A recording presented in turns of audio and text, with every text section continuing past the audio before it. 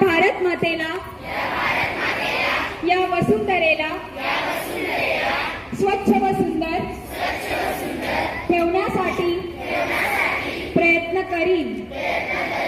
या वसुंधरेला, या पर्यावरणाला माझ्यापासून कोणतीही हानी होणार। मी या देशाला सुजलाम सुफलाम करण्यासाठी कटिबद्ध राहील।